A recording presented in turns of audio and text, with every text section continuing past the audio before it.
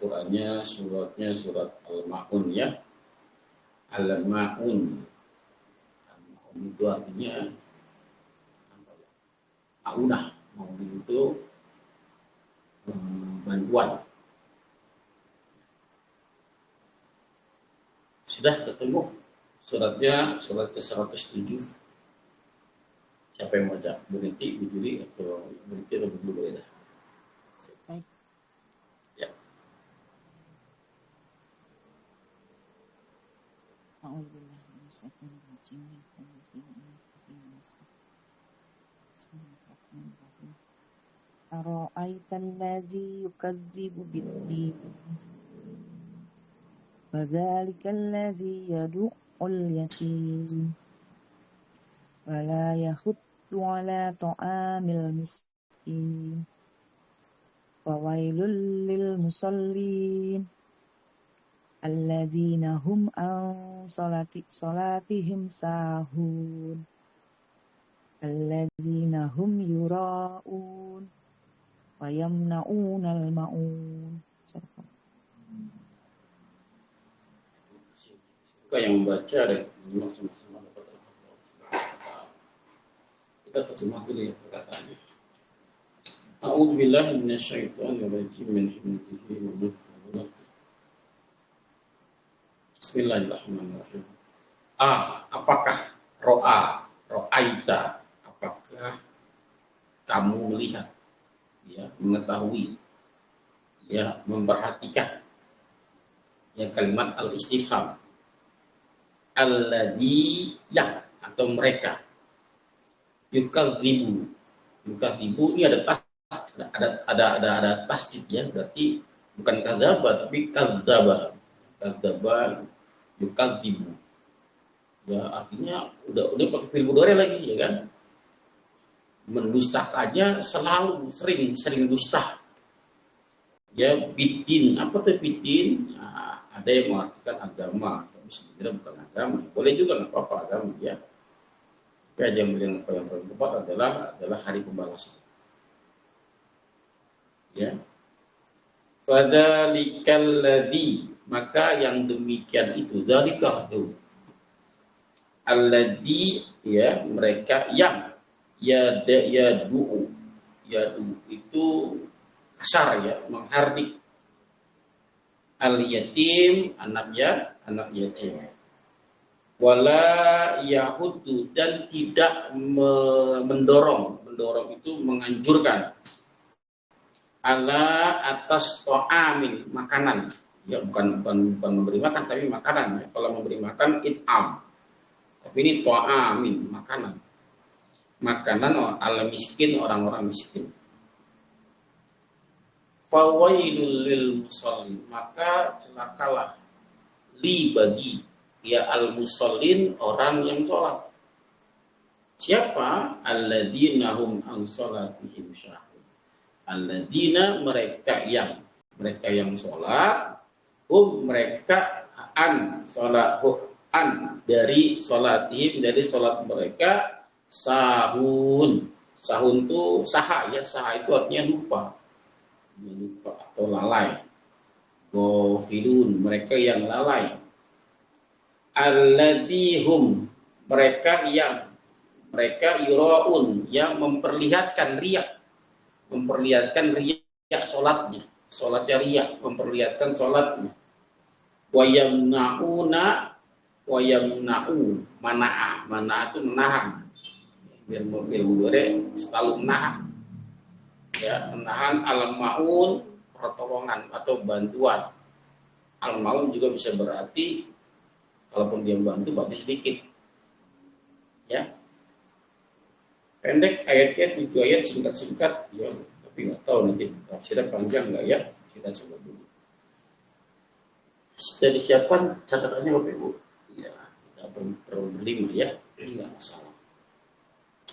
A'udzubillahi minasyaitonirrajim min hamzihi wa nafthihi wa nafthihi. Ara'aital ladzi yukadzibu biddin. Apakah kamu tahu? Apakah kamu melihat? Apakah kamu memperhatikan ya, yang selalu mendustakan hari akhir, selalu mendustakan agama, selalu mendustakan aturan. Ad-din juga berarti aturan. Nah, Allah menggunakan kalimat al-istifham, kalimat tanya. Bukan karena tidak tahu, tapi tujuannya bukan ke sana. Al-istifham majasi ya, tepatnya al-istifham takrir, pengokohan, penegasan bahwa orang-orang yang mendustakan agama, mendustakan hari akhir adalah ciri-cirinya, sifat-sifatnya ya seperti itu yang di ayat selanjutnya akan diceritakan. Nah, Allah akan memberitahu kepada Nabi Muhammad, inilah mereka yang mendustakan agama, yang selalu mendustakan hari akhir, yang selalu mendustakan aturan. Ya, karena adil itu artinya bisa aturan, bisa hari akhir, bisa hari apa? Bisa agama. Ya, adil Malik Yaumiddin, penguasa hari pembalasan, Malik Yaumiddin. Ya, itu hari pembalasan. Di hari akhir kan, lakum dinukum waliyadin, untukmu agamamu. Di sini berarti agama. Agama juga berarti aturan untuk mengatur orang-orang pemeluknya, umat beragama tersebut. Ya, yang yukadzibu, ya, selalu kadzaba pakai tasdid lagi, berarti sering banget tuh yang mendustakan hari akhir. Nah, justru karena mereka suka mendustakan hari akhir, makanya dia tidak dalam beramal tidak berkualitas amalnya. Kenapa? Mereka nggak yakin adanya hari akhir. Mereka mau yakini bahwa hidup ya sekarang ini aja, maksimalin, puas-puasin deh. Udah mati, udah selesai. Makanya ya yang kaya menikmati kekayaannya sehabis-habisnya, sepuas-puasnya. Gak peduli dengan orang-orang yang di bawah, gak peduli. Kenapa? Hidup untuk hari ini saja. Gak tahu besok. Kalau sudah mati selesai, mereka gak bisa menikmati lagi kekayaan. Ya, orang yang mendustakan hari akhir, yang korupsi, ya mereka kenapa korupsi? Ya, karena tadi mereka tidak meyakini ada hari berbangkit, tidak meyakini bahwa ada hari pembalasan. Sejadi-jadinya mereka korupsi 271 triliun. 47 triliun, bahkan MK-nya juga kemarin ya wallahualam begitu ya. Kenapa? Mereka tidak meyakini dengan hari akhir. Kalau mereka beryakin hari akhir, jangankan untuk korupsi besar-besaran, jangankan untuk berzina, jangankan untuk bermaksiat, untuk sholat aja mereka hati-hati, untuk berkata-kata tidak baik berhati-hati. Kenapa? Tidaklah setiap perkataan pasti dicatat. Setiap perbuatan pasti dicatat dan kita akan melihat nanti. Fama ya'mal mithqala dzarratin khairayar. Siapa yang beramal kebaikan dia akan melihatnya. Wa may ya'mal mithqala dzarratin syarrayar. Dan siapapun yang beramal buruk dia akan melihatnya. Tidak ada yang tidak diperlihatkan semua amal-amalnya. Tapi bagi mereka yang mendustakan hari akhir, cuek-cuek aja. Sebodoh ting, ya kan sekarang, besok gimana besok? Nggak peduli mereka semau-maunya. Alladzi yukadzibu bidin, mereka yang selalu mendustakan hari akhir. Ya, nggak peduli mereka. Nah, di sini dikasih tahu sama Allah, siapa tuh orang-orang yang suka mendustakan hari akhir? Siapa tuh orang-orang yang penipu agama, pendusta agama, yang selalu mendustakan agama. Ya, karena orang yang selalu suka mendustakan agama, dia pendusta kan, pelaku dia. Yang sudah pekerjaannya tiap hari mendustakan agama, mendustakan hari akhir. Ya, yang pertama, fadzalika. Allah menggunakan kata dzalika di sini. Kata penunjuk jauh, isim isyarah lil ba'id. Ya, untuk yang jauh. Seolah-olah orang menyatakan bahwa orang-orang yang suka mendustakan hari akhir, pendusta agama itu jauh dari rahmat Allah. Fadzalika, jauh sekali dari rahmat Allah. Allah enggak sudi. Fadzalika alladzi yad'ul yatim. Mereka yang suka yada'u. Suka menghardik kasar kepada siapa? Kepada anak yatim. Kenapa anak yatim menjadi sorotan di sini? Orang yang kasar terhadap anak yatim, orang yang suka tidak berlaku baik kepada anak yatim, orang yang suka menghardik anak yatim, dialah pendusta agama. Dialah yang tidak percaya dengan adanya hari akhir, mendustakan hari akhir. Kenapa anak yatim menjadi contoh yang pertama? Anak yatim begitu spesial dalam pandangan Allah Subhanahu wa taala. Bahkan dalam Al-Qur'an diulang-ulang sebanyak 23 kali. Agar kita menaruh perhatian kepada anak yatim. Satu, Allah begitu peduli kepada anak yatim. Yang kedua, kenapa? Karena Nabi Muhammad SAW orang yatim, anak yatim. Ya, dari kecil sudah ditinggalkan kedua orang tuanya, anak yatim. Nah, kita dalam hadis yang lain disebutkan kan bahwa barang siapa yang taat kepada Allah maka dia taat kepada, barang siapa yang taat kepada Rasul maka taat kepada Allah juga. Barang siapa yang durhaka kepada Rasul maka durhaka kepada Allah juga. Nah, karena Rasul anak yatim, barang siapa yang menghardik anak yatim, kasar terhadap anak yatim, secara tidak langsung dia kasar terhadap Rasulullah. Dia menganiaya Rasulullah. Nah, menganiaya Rasulullah bentuknya macam-macam. Maka barang siapa yang menganiaya Rasulullah sama dengan menganiaya Allah. Allah nggak sudi Rasulnya dianiaya. Kenapa bentuk Rasul dianiaya? Karena secara nggak langsung dia telah menganiaya anak yatim. Kan aku pernah merasakan sebagai anak yatim. Kata Rasulullah. Ya, jadi adalah mereka yang suka mengkasar terhadap anak yatim. Bahkan banyak sekali hadis-hadisnya kan. Ada banyak sekali hadis tentang anak yatim ya. Yang pertama, hadisnya dhaif sih, Bukhari Muslim. Bukhari dan Ibnu Majah. Ya, tapi ya, ada yang mendhaifkan hadis ini. Yang pertama, khairu baitil fil muslim. Sebaik-baik rumah orang muslim. Khairu baiti fil muslimin. Sebaik-baik rumah orang muslim, orang-orang muslim, baiti fihi yatim, adalah rumah yang di dalamnya ada anak yatim. Rumah yang adalah yang di dalamnya ada anak yatim. Artinya apa? Anak yatim diasuh sama dirinya. Anak yatim dianggap anaknya sendiri. Sebaik-baik rumah. Ya yahsunallah. Yahsunna ilahi, dia berbuat baik kepada anak yatim tersebut. Yahsinu asal berbuat baik kepada anak yatim tersebut. Ya, sebaliknya wasarro baiti dan seburuk-buruk rumah, wasarro baiti fil muslimin, seburuk-buruk rumah orang-orang muslim ya adalah baiti fihi yasa'a ilaihi, adalah ada di dalam rumahnya ada anak yatim tapi berlaku kasar kepadanya. Hadis riwayat Bukhari dan Ibnu Majah.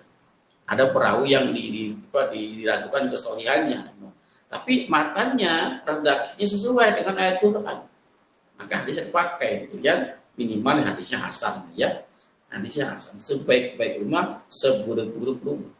Ada anak yatim yang baik tadi diperlakukan seperti anaknya sendiri. Sebaliknya yang buruk, anak yatim diperlakukan tidak semestinya, dianiaya seperti seorang pembantu. Ya, seperti seorang pembantu. Lalu dalam riwayat Tabrani,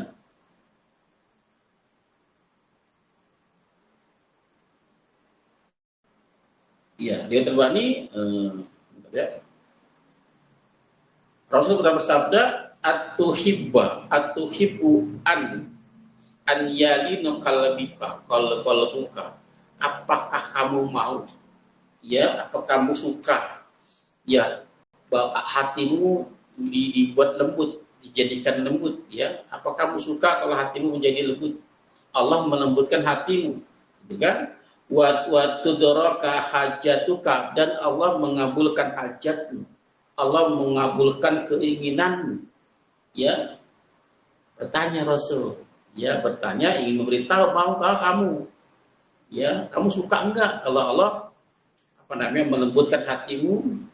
Lalu mengabulkan semua hajatmu, keinginanmu, kata Rasulullah. Ya, apa kata Rasul? Dijawab, irhamil yatim, sayangilah orang yatim, kasihilah anak-anak yatim. Irhamil yatim wa misah ra'sahu, usah kepalanya. Bukan sekedar mengusap kepalanya, dengan mengusap kepala kita merenung anak sekecil ini ya jadi tinggal mati oleh ayahnya, gitu kan. Usap kepalanya tanda kesayangan.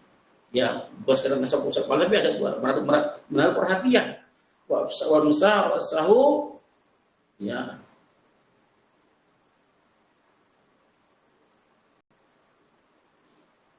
Maka Allah kan wa ata'imhu, dan berikan makan.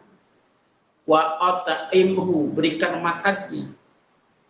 Sayangi anak yatim, usap kepalanya, beri makannya. Beri makannya. Lalu apa? Min ta'amika, dari makananmu. Artinya apa?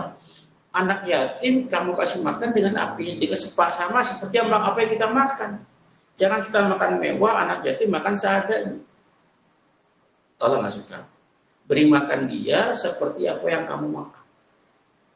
Ya lin qalbuka, Allah akan melembutkan hatimu.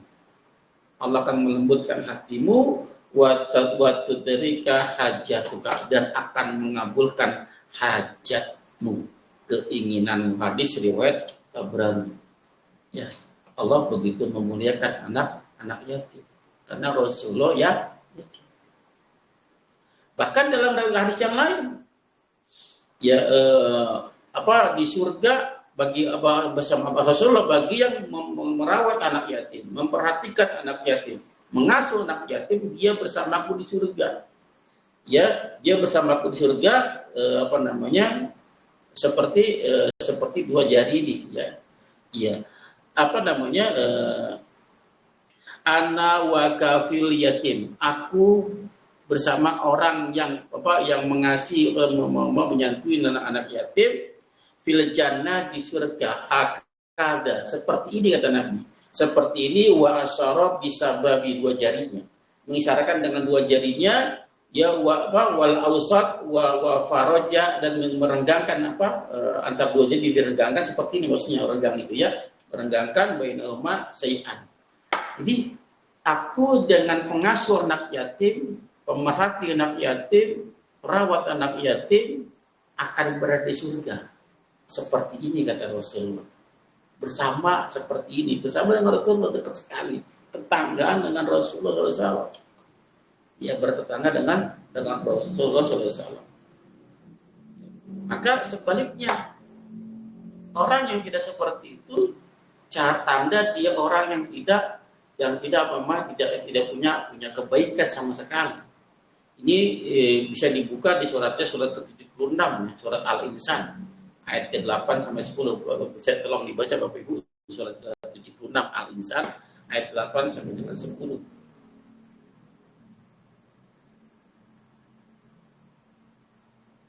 Sudah ketemu Bapak Ibu?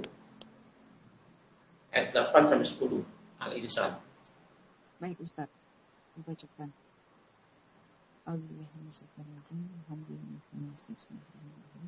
Wa yut'imu. Bagaimana Pak? Suara kecil Bu. Coba terjemah apa Bu?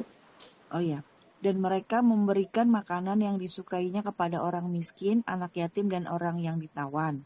Ayat 9-nya, sambil berkata, sesungguhnya kami memberi makanan kepadamu hanyalah untuk mengharapkan keridhaan Allah.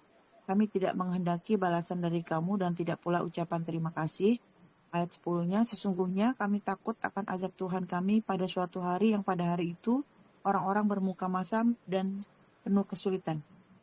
Ya, ini nama suratnya Al-Insan, betul ya. Al-Insan adalah insan, dia manusia. Kalau mau insan manusia kan. Kalau mau dianggap manusia, begitu sisi ada manusia, begitu sebenarnya. Dia peduli kepada anak, memberi makan yang dia sukai kepada orang miskin, orang yatim. Tujuan dia memberi hanya mengharap dari Allah. Tidak mengharap belas kasih, terima kasih daripada orang tersebut. Dia yang berharap orang. Kenapa? Dia takut dengan hari akhir. Karena dia tidak mau mendustakan agama. Dia takut hari akhir. Kalau ada anak yatim di sekitarnya, dia nggak bisa bantu. Dia bisa menolong. Dia acuh. Dia takut dengan hari akhir. Nah sekarang lihat di sekitar kita, depan belakang, kiri kanan kita, ada nggak anak yatim? Ya, kalau kita nggak bisa mengasuh anak yatim, ya nggak bisa dijaga di rumah kita nggak bisa, kita santuni, kita ke sana. Ya, santuni ke sana. Bahkan dalam surat An-Nisa dari mulai ayat 4 ya sampai ayat 10 dijelaskan secara rinci tentang anak yatim.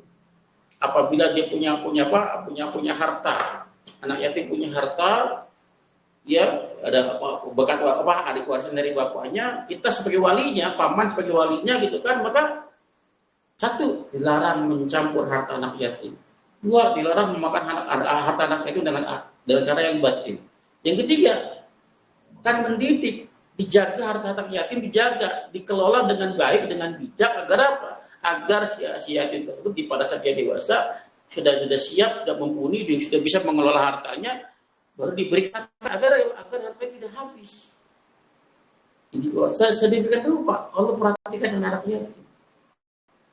Dan ciri orang-orang yang al-abror, yang punya kebaikan yang begitu mendalam, ya adalah orang-orang yang cinta, sayang kepada anak yatim. Ya, kebalikannya, yang suka menghadik anak yatim, suka kasar kepada anak yatim, di samping dia pendusta agama, ya dia bukan orang yang beriman. Dia bukan orang yang beriman. Lalu anak yatim, iya, kenapa anak yatim? Karena dia bersendirian kan, yatim. Permata yang indah, permata yang nggak ada duanya, nggak ada tandingan dalam bahasa Arab namanya ad-daratul yatim.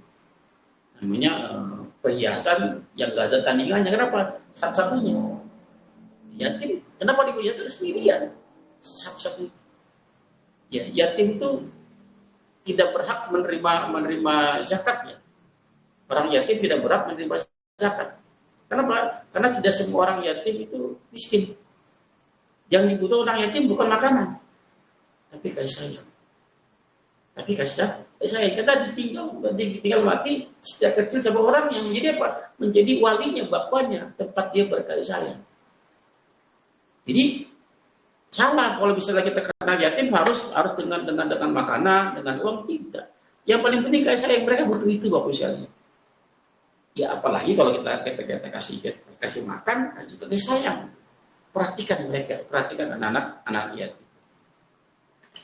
Lalu ciri berikutnya orang-orang pendusta agama, orang yang mendustakan hari akhir adalah wala yahudu ala ta'amil miskin. Adalah mereka yang Yahudi tidak menganjurkan, tidak mendorong ala atas to'amil miskin, makanan orang-orang miskin.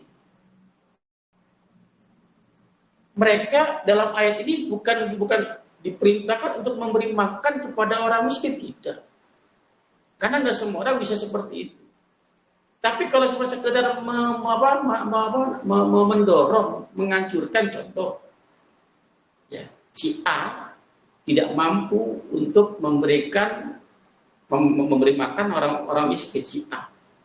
Tapi pasti dia mampu dong untuk beri nasihat kepada si B, si C, si D agar mereka memberi makan kepada orang miskin. Jangan acuh, itu maksudnya. Jangan si A, jangan diam. Kalau dia tidak mampu memberi makan orang miskin, jangan diam, minimal mendorong orang lain memberi nasihat kepada orang lain agar orang lain peduli kepada orang miskin tersebut. Jangan diam. Ya, jangan diam. Memberi nasihat, memberi ujangan, datang ke Pak Bu, kasihan si bulan belum makan, saya pengen bantu, misalnya kondisi juga belum kalau saya bantu saya juga masih butuh gitu kan, Bapak tahu kondisi saya gitu kan. Waktu Pak, jangan sampai memberi makan nggak bisa, memberi nasihat itu nggak bisa, mendorong orang lain itu nggak bisa. Jangan sampai seperti itu. Itulah pendusta agama. Kenapa? Kalau sekedar ngomong, memberi nasihat kepada orang, semua orang pasti bisa. Ya, karena vokalkan suara kita. Keluarkan suara kita agar orang-orang kaya peduli kepada orang-orang miskin. Jangan diam. Kalau diam, pendusta agama. Kalau diam, pendusta hari akhir. Secara nggak langsung, ada orang miskin di sekitar kita nggak peduli, biarin aja lah. Ya kita nggak kasih makan, ya kita nggak mendorong orang lain untuk memberi makan kepada ini. Bantu speak up, Iya, bantu speak up kalau di medsos ya up ya, kalau ada iklan gitu ya. Bantu orang yatim, orang miskin juga perlu di speak up, ditonjolkan agar banyak orang yang peduli. Jangan-jangan ya orang-orang kaya ini bukan nggak peduli mungkin. Jangan-jangan kita berusaha jangan berprasangka baik. Jangan-jangan dia tidak tahu siapa saja orang-orang miskinnya gitu kan. Padahal begitu belakang benar sekali orang miskin mereka nggak tahu. Ya, dalam surah dalam hadis riwayat ini Fathul Bari ya, Fathul Bari itu sarannya Bukhari ya, saran Bukhari, penjelasan dari kitab Bukhari ya. Nabi pernah bersabda, wa man kana fi hajati akhihi kana Allah fi hajati, dan siapa saja yang meringankan hajat saudaranya, membantu kebutuhan saudaranya, maka Allah akan membantu kebutuhannya, akan memenuhi kebutuhannya. Barang siapa yang membantu kebutuhan hajat saudaranya, Allah akan membantu memenuhi kebutuhannya. Wa man farroja, dan siapa saja yang merenggangkan, memisahkan, menyelesaikan ya an muslim, dari seorang muslim, farajallahu anhu kurbatan min kurbi yaumil qiyamah, maka Allah akan barang siapa yang meringankan dari kesulitan seorang muslim, maka Allah akan ringankan kesulitannya di hari kiamat kelak. Ya, pada kita punya kesulitan Allah ringankan, bahkan Allah hilangkan ya yaumil qiyamah, di hari kiamat. Wa man satara muslim, dan sebaliknya barang siapa yang menyusahkan orang muslim, maka satarallahu yaumil qiyamah, maka Allah akan susahkan dia di hari kiamat. Fathul Bari juz 5 halaman 997 ya, Fathul Bari. Alhamdulillah, riwayat Abu Daud abeguni, carilah ridhoku, carilah aku, maksudnya keridoan Nabi Muhammad SAW, ad-du'afa'a ya, dia pada orang-orang miskin. Kenapa? Keridoannya Nabi ada pada orang-orang miskin. Ya, fa'in nama, karena sesungguhnya hanya saja turzakuna, mereka diberikan rezeki, watun soruna bidu'afaikum, dan diberikan kemudahan ya, diberikan pertolongan dengan sebab ada orang-orang lemah di antara kalian, ada orang-orang miskin di antara kalian. Jadi bisa jadi urusan kita mudah, segala hajat terpenuhi, bisa jadi karena ada orang-orang miskin di sekitar kita yang secara langsung mungkin dia mendoakan kita gitu, supaya kita dipenuhi hajatnya, karena ada orang-orang miskin terkabul ya, dipenuhi hajatnya. Cuman orang-orang yang kaya tersebut, yang terpenuhi hajatnya, terkadang dia lupa abai terhadap orang-orang miskin yang mungkin dia mendoakan secara diam-diam. Ya, kata Nabi, cari keriduanku pada orang-orang miskin, karena ada keriduanku di sana. Ya, berteman dengan orang miskin. Agar apa? Agar tidak ada timbul hati kesombongan hati, tinggi hati. Kenapa? Bergaul orang miskin itu menggunakan hati. Ya, kalau bergaul sama orang kaya timbul kesombongan, keangkuhan, takabur. Ya, takabur. Dan di sini kalimatnya wala yahudu ala to'am. Ya, memberi makanan miskin, makanan orang miskin, bukan it'am. Bukan mau memberi makannya, agar kita tahu bahwa ya yang memberi makan itu Allah sebenarnya. Ya, kalimatnya to'am, makanan, artinya makanan sudah ada. Allah yang ngirim, Allah yang memberi, kita tugas kita hanya menyampaikan saja, menyetorkan saja makanan yang dikirim oleh Allah kepada orang miskin tersebut. Bukan memberi makan. Kalau memberi makan itu hak wajibannya, hak kuasanya Allah, tugasnya Allah. Ya, saya anak-anak saya yang beri makan bukan saya, yang beri makan Allah. Saya juga pemakan juga, pemakan rezeki Allah, yang beri makan Allah. Termasuk saya yang beri makan adalah Allah. Artinya makanan sudah ada, tinggal antarkan tuh kepada orang-orang miskin. Jangan diam di tempat. Jangan diam di tempat. Jadi barang siapa yang tidak seperti itu, bahkan sering ada makanan-makanan basi, hati-hati. Ya Allah murka. Dia sering nyimpan makanan, akhirnya basi makanannya. Sedangkan di sisi yang lain banyak orang-orang miskin yang butuh makanan. Kita membuang-buang makanan. Allah murka. Hati-hati yang suka menyimpan barang makanan sampai berhari-hari akhirnya gak kemakan. Ya, makan tengok kanan kiri ada nggak yang butuh makan, ada nggak sedang lapar, ya peduli dengan orang-orang miskin.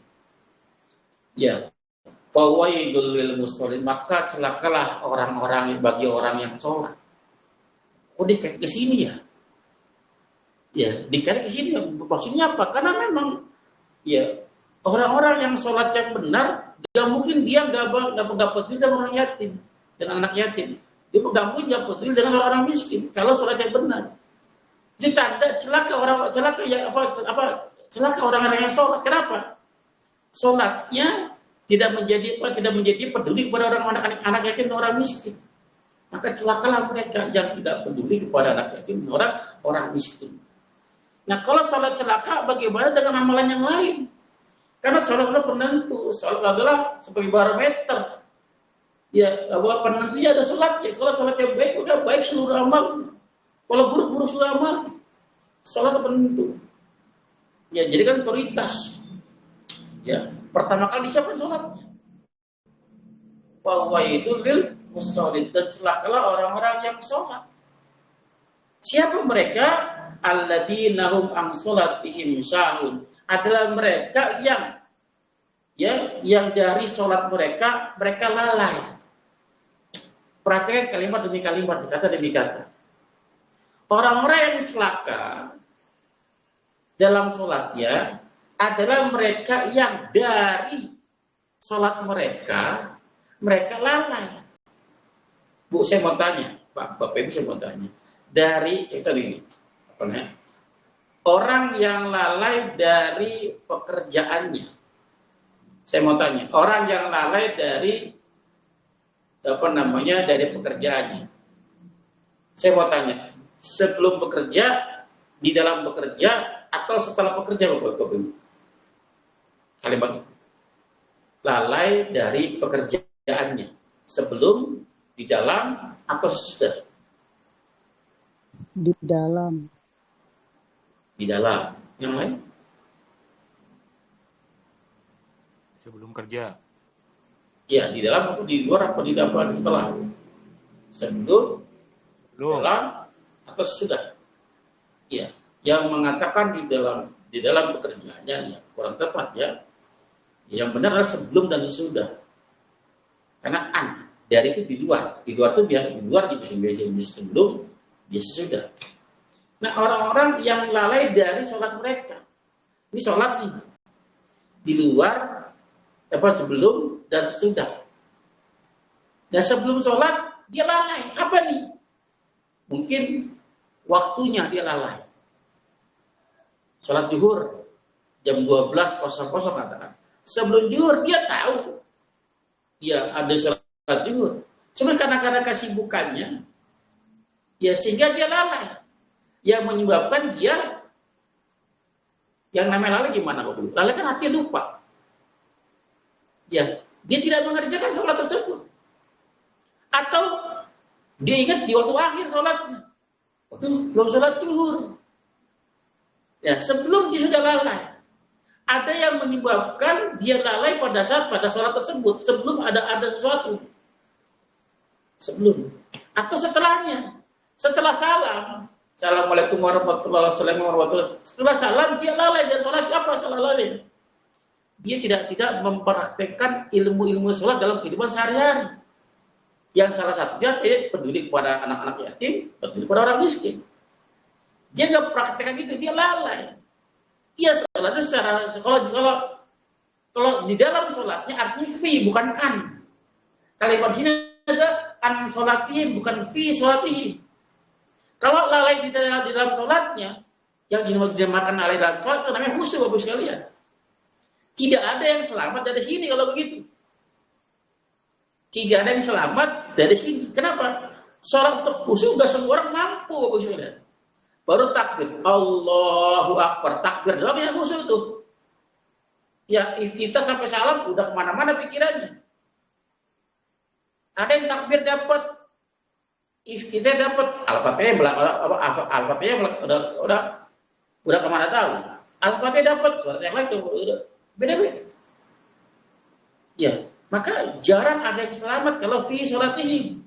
Tapi ini kalimatnya an sholatin, dari sholat mereka lalai. Makanya ya para mufasir, ya lalai itu adalah seseorang yang yang tujuan awalnya dibelokkan, lupa dengan tujuan awalnya karena ada sesuatu jadi lalai, lupa. Ya, ghafilun. Ya, ada yang mengartikan bahwa dia lalai dalam sholatnya, suka menunda-nunda waktu sholat. Masih sholat sih, masih di waktu, tapi suka menunda. Padahal ada kaidah fikihnya tuh. Kaidah fikih adalah sesuatu yang lapang maka menjadi sempit. Sesuatu yang lapang maka menjadi sempit. Sebaliknya, sesuatu yang sempit maka menjadi lapang, urusan menjadi lapang. Ya, sesuatu yang lapang urusan menjadi sempit. Artinya apa? Kalau kita lapang banyak waktu, urusan ibadah jangan dientar-entar. Sempit dirinya, segera kerjakan. Sebaliknya, urusannya sempit, waktu menjadi segala sempit, sesuatu yang sempit, urusan menjadi lapang.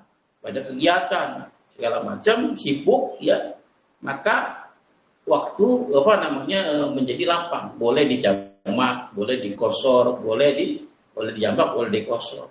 Menjadi lapang urusan. Tapi kalau nggak ada sesuatu, menjadi sempit urusan, jangan ditunda. Kalau masih tunda, termasuk orang-orang yang lalai dalam sholat. Ya, itu masih kata mufasir, pendapat para ulama gitu kan. Tapi ya, lalai yang dimaksud oleh Allah bukan seperti itu. Lalai yang dimaksud yang orang-orang yang lalai dalam sholatnya adalah nih ayat berikutnya. Alladzina hum yura'un, adalah mereka yang riak dalam sholatnya. Itulah yang lalai menurut Allah. Karena dijelaskan lagi tafsir langsung oleh Al-Quran, oleh ayatnya langsung. Ya, kalau penafsir para ulama ya begitu, beda-beda.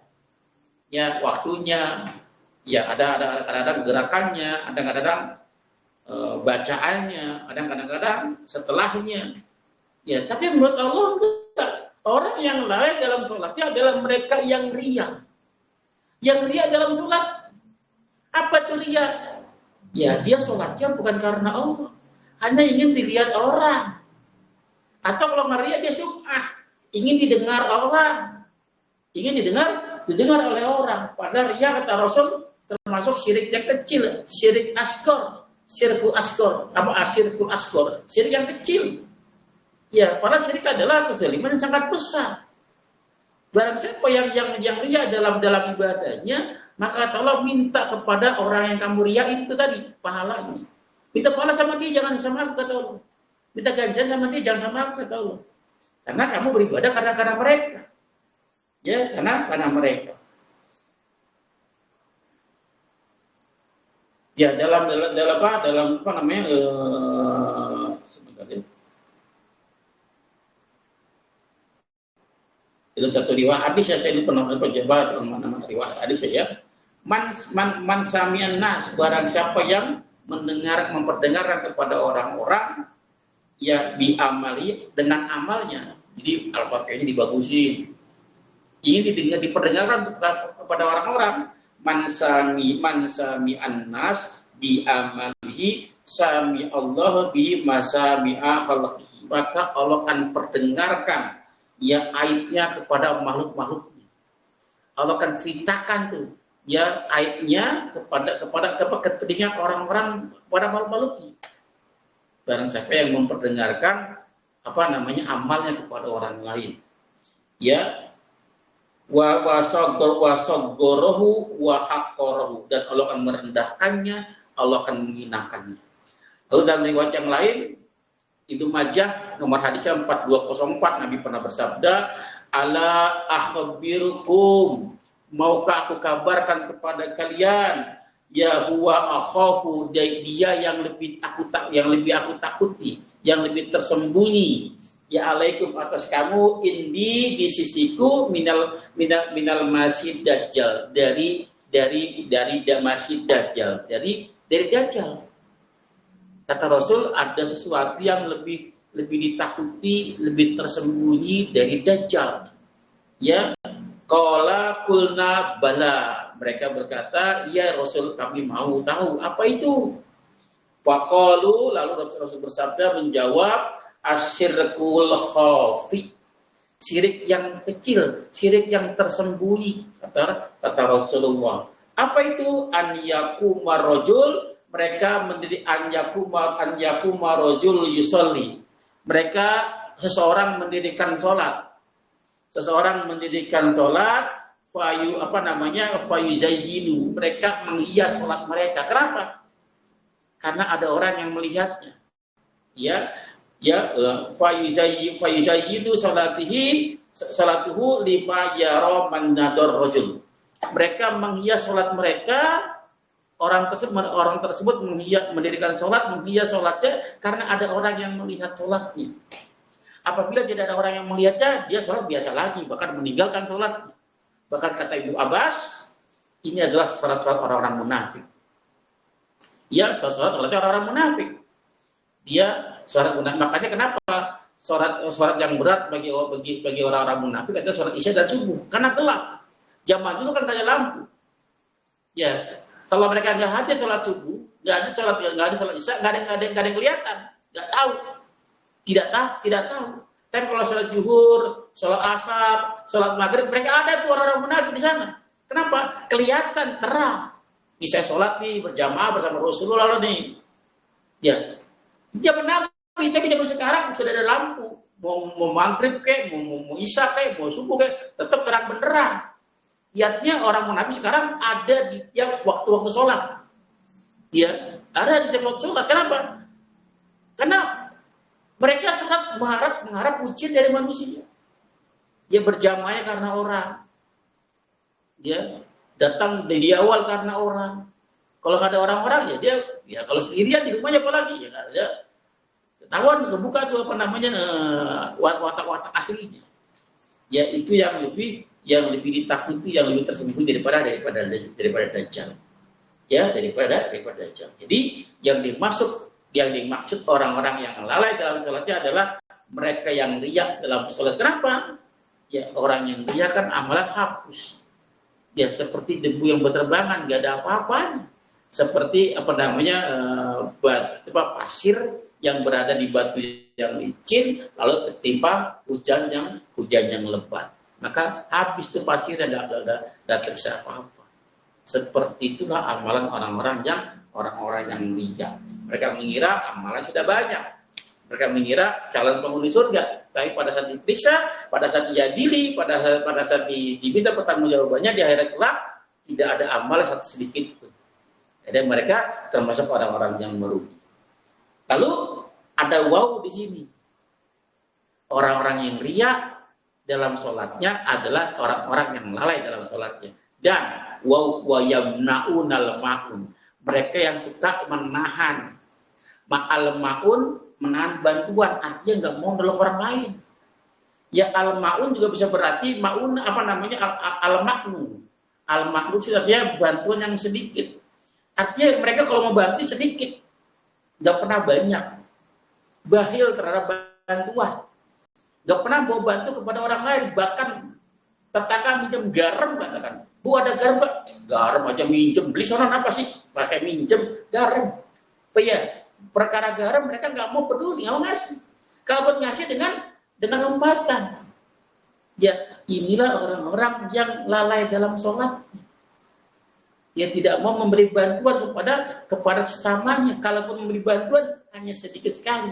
Wa yamna'unal ma'un, mereka menahan bantuannya. Kalaupun mereka bantu sedikit, udah sedikit, pakai omongan, pakai dicela, pakai diungkit, dan lain sebagainya. Mereka itulah orang-orang yang lalai dalam sholatnya. Mudah-mudahan kita semua termasuk orang-orang yang dijaga oleh Allah Subhanahu Wa Taala dari orang-orang seperti itu. Ya, akhirnya kita juga tidak masuk orang-orang yang lalai dalam sholatnya. Peduli kepada orang anak yatim, peduli pada fakir miskin. Dia tidak riya. beribadah, ada orang nggak ada orang sama. Ya sama kualitas ibadah nggak beda. Ada orang nggak ada orang sama. Dan suka membantu orang lain, tidak menahan bantuannya. Mudah-mudahan bermanfaat. Kurang lebih mohon maaf. Sekian dari saya. Silakan kalau mau bertanya. Wassalamualaikum warahmatullahi wabarakatuh. Waalaikumsalam. Waalaikumsalam warahmatullahi wabarakatuh. Alhamdulillah, terima kasih Pak Ustadz atas materi tafsir yang disampaikan.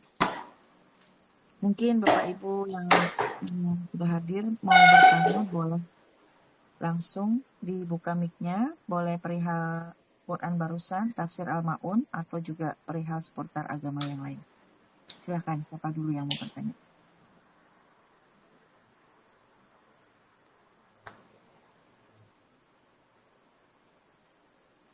Ada Bapak Ibu silakan. Kalau belum ada, saya mau bertanya Pak Ustadz. Di dalam tafsir saya ini, Al-Ma'un diartikan barang yang berguna, betul ya? Iya, barang berguna kan bantuan. Ali bin Abi Thalib mengatakan Al-Ma'un tersebut adalah zakat. Ya, sedangkan Ibu Umar sedekah. Zakat sedekah berguna nggak? Iya, berguna. Berguna, termasuk garam tadi. Garam kan berguna bagi tetangga. Tetangga lagi butuh garam nih. Capek, apalagi tuh? Ya suka menyebut tetangga panci atau apa? Ya kasih lah kalau ada bahan kasih. Ini udah nggak ngasih, kalau ngasih sedikit pakai diomongin. Garam aja pakai minta. Beli siapa di warung deket. Ya, itu Al-Ma'un. Ya, apa namanya? Menahan pemberian. Ya, masuk barang-barang yang berharga, walaupun kecil, kalau tetangga butuh, kasih. Jelas ya? Jelas, Ustaz. Terima kasih. Masih ada yang lain, silakan.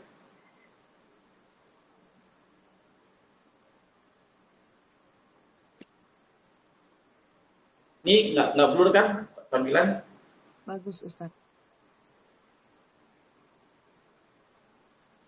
Assalamualaikum. Waalaikumsalam. Waalaikumsalam.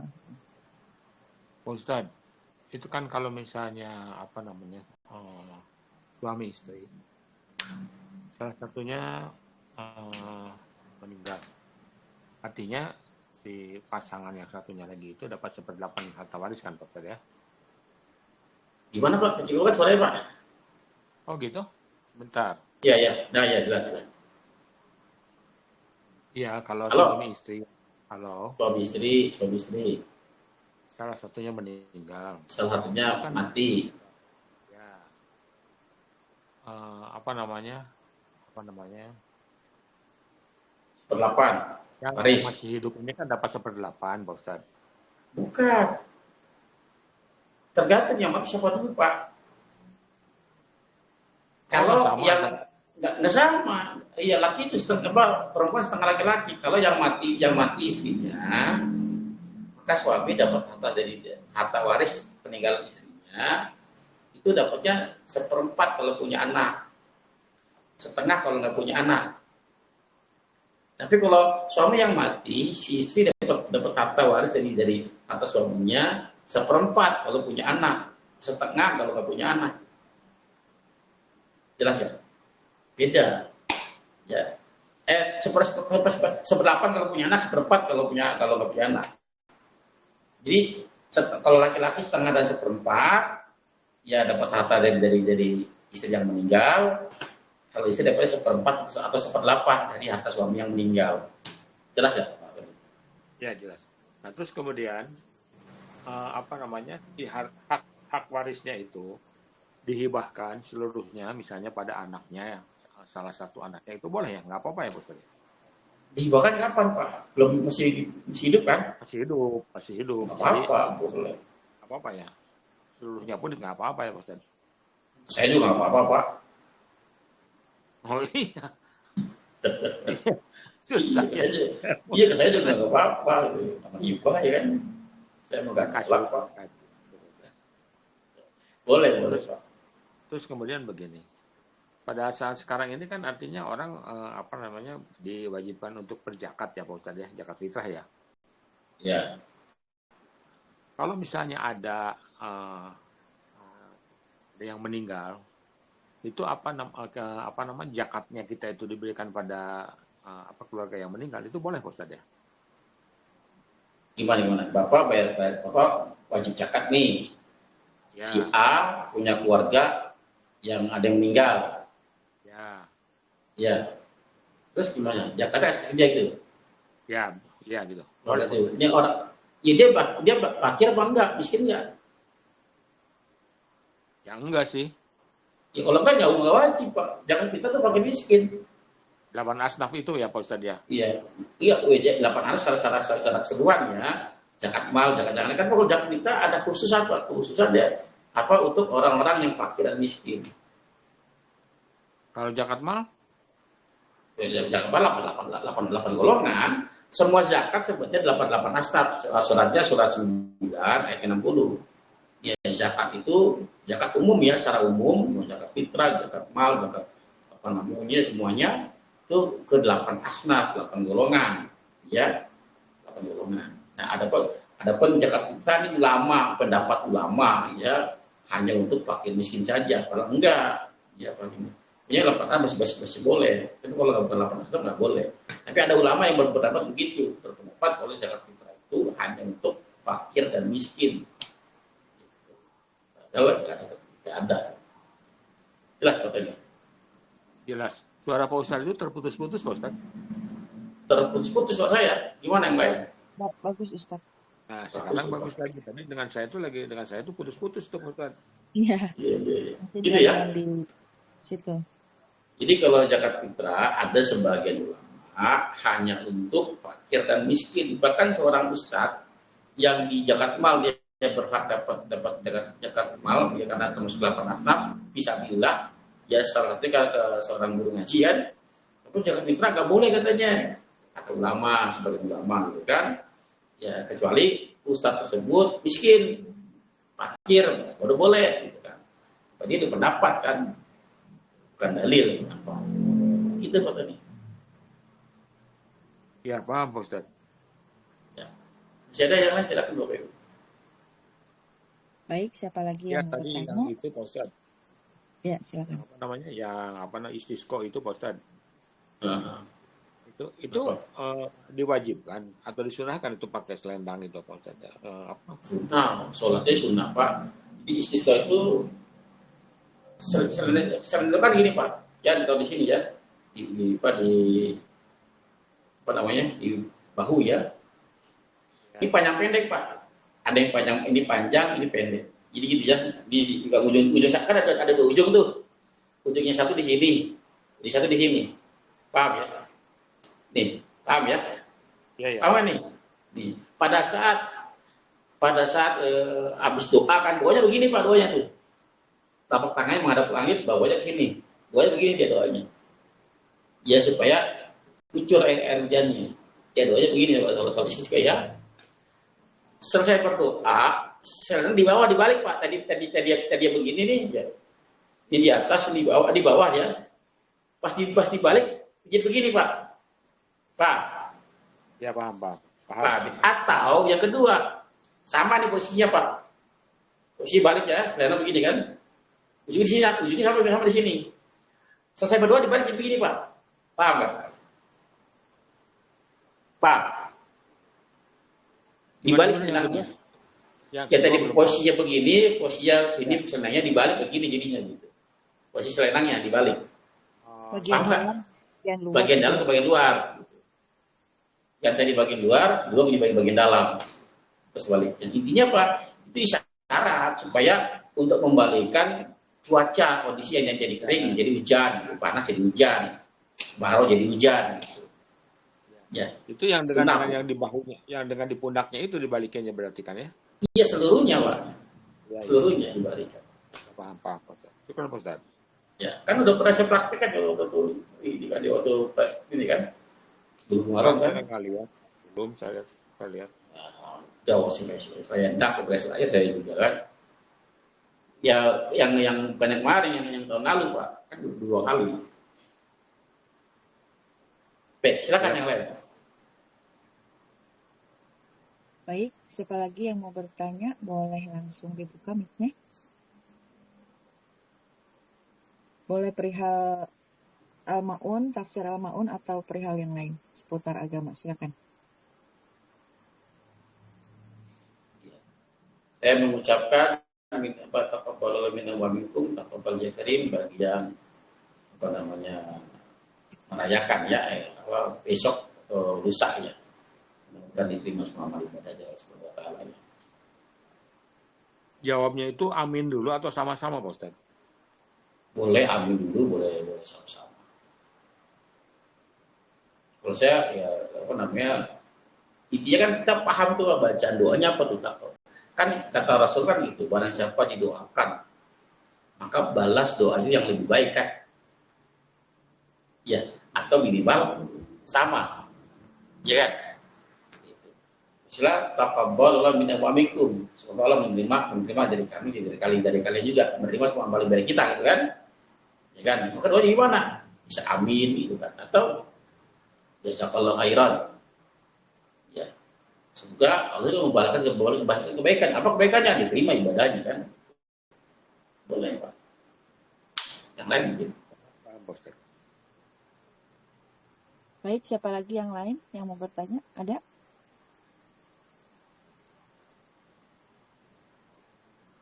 Ya, tentang puasa, Syawal. Nah, ini saya cuma Puasa, mau melengkapi testimoni aja Pak foto. Ustadz. Ya. Nah, Jadi saya setelah artinya ikut pengajian Pak Ustadz itu satu hal banyak yang saya terima. Syukran Pak Ustadz ya, jazakallahu khairan. Terus yang keduanya, saya jadi lebih pede dalam arti kata melakukan sesuatu itu. Saya bisa bertanya kalau saya tidak yakin ke Pak Ustadz, terus kemudian saya mau melakukannya dan itu saya percaya karena dalilnya ada gitu Pak Ustadz. Syukran Pak Ustadz, jazakallahu khairan. Wah iya. Jadi ini kan seperti kuliah Pak ya. Betul ya? Seperti kuliah. Bedanya apa? Seperti kuliah ya Pak ya. Iya betul. Ya, bedanya kalau kuliah Bapak nyari sendiri kan nggak ada orang kuliah dikasih materi sama dosen dibimbing enggak kan ya. Kalau kuliah gitu kan. Yang jelas Pak Ustadz itu sabar. Kenapa? Yang jelas Pak Ustadz itu sabar, mau nunggu orang nanya juga mau ditunggu. Luar biasa. Iya. Ya, kata dosennya gitu kan, ya kita buka halaman sekian. Udah. Ya, nyari sendiri kan mahasiswanya, kalau ini kan dibimbing kan. Salah dibenerin gitu kan. Baik, silakan ya Bapak Ibu, masih ada nggak? Masih banyak waktu Bapak Ibu, kalau mau bertanya silakan dimanfaatkan dengan baik. Oh iya, Rabu gimana Bu jadi? Ya. Rabu bagaimana Rabu? Oh, ya. Rabu kita undur hari Kamis ya Pak ya. Kamis ya. Sama. Nanti lihat di info di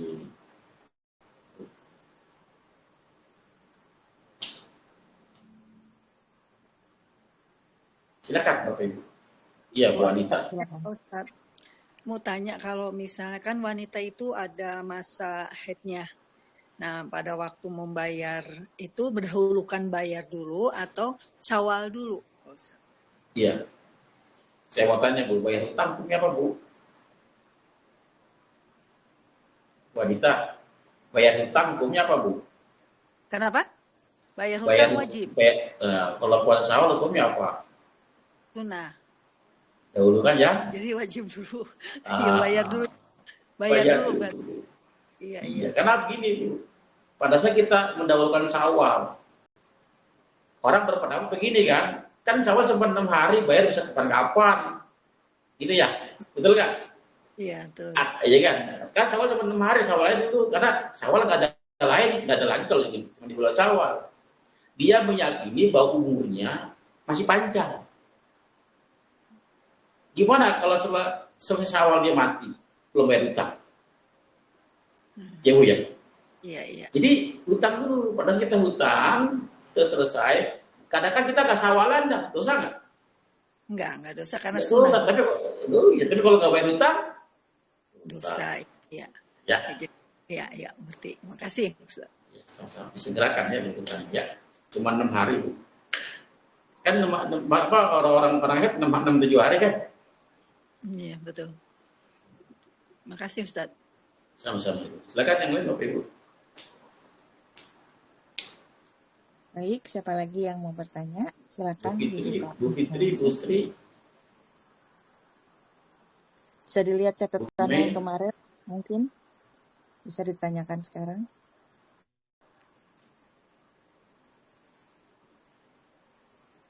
Boleh, Pidiah boleh.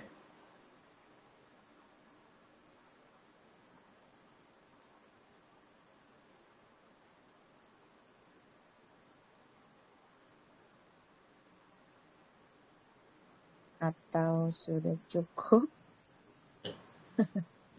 Cukup tutup ya. Masih banyak waktu Bapak Ibu sayang nih. Lagi bingung nih mau nanya apa ya. Udah ditanya semua kemarin-kemarin ya. Mungkin lagi lapar-laparnya jadi nggak sempat mikir, Pak Ustadz. Iya, karena kan kajian kita kan rutin ya, berapa sepekan, berapa kali ya.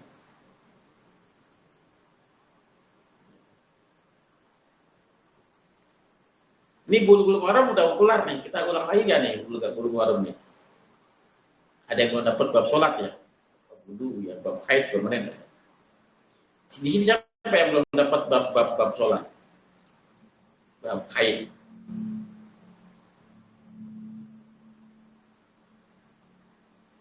Yang baru-baru Pak. Silakan Bu Bonita mau nanya lagi. Termasuk saya Pak belum dapat Oh, karena baru masuk iya. Bu Anita masuk tadi udah bab apa sejak bulu Maramnya? Aduh lupa ya. Saya baru sekitar sebulanan saya masuk Oh, ikutan iya. jadi bab sholat belum dapat ya. Iya, betul. Baik. Siapa? Mau gimana? Mau kita ulang kan yang lain? Bulu Maram ya nanti setelah selesai ya. Atau mau belajar sorot? Kalau belajar sorot harus punya buku ya, kita yang bahasa dicari dah, yang bahasa bisa nggak apa-apa cari aja di Tokopedia kayak di online kayak.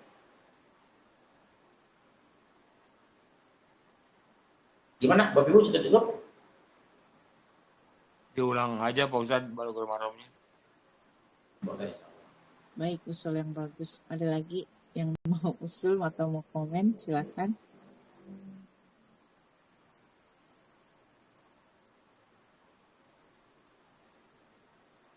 Ada yang mau kasih testimoni lagi? Bu Bonita mau kasih testimoni?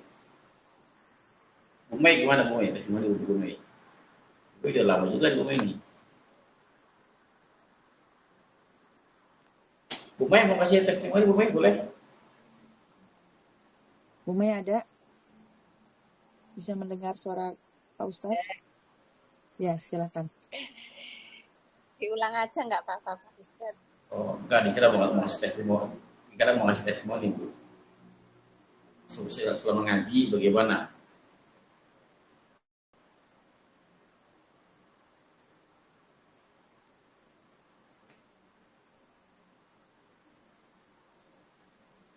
Baik Pak Ustadz, mungkin saya rasa cukup ya. Sudah tidak ada yang mau bertanya ya. Baik. Mungkin perihal pengulangan Bulughul Maram patut dipertimbangkan juga.